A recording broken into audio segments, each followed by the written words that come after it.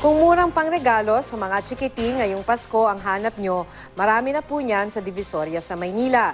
Pero kahit payday Friday ngayon, hindi pa gaanong dagsa ang mga mamimili. Makibalita tayo kay Von Aquino. Ilang araw na lang Pasko na, kaya naman kaliwat kanan na rin ang mga murang panregalo sa Divisoria sa Maynila para sa mga ninong at ninang na nagtitipid. Ang mga nagagandahang manikang ito ay 100 to 450 pesos lang. Ang mga cute naman na bag na pambata, 2 for 190 lang.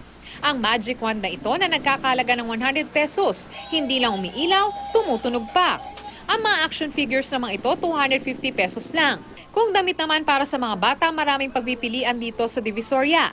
Ang mga ternong short, sando at t-shirt na ito, 120 hanggang 150 pesos lang. May mga jersey pa para sa mga mahilig sa basketball na nasa 120 pesos lang, depende sa sukat. Magandang panregalo naman sa mga monito at monita ang mga polo shirt na ito na 250 pesos lang. Kung mas tight pa ang budget, may mga t-shirt na pambabae at panlalaki na 150 pesos lang.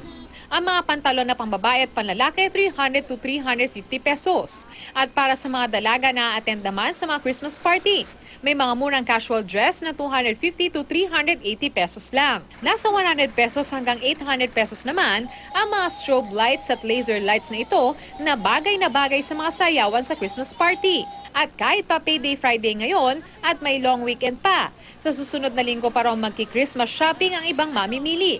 Kaya naman window shopping muna sila ngayon. Bakit next week ka pa mag-shop? Next week pa kasi yung 13th month, so next week pa yung may budget. Ganitong katumalan hanggang sa kabilihan, hindi rin po kami magtataas. Ganon din po kasi. Alam din po rin na mamimili, ganon din ang presyo.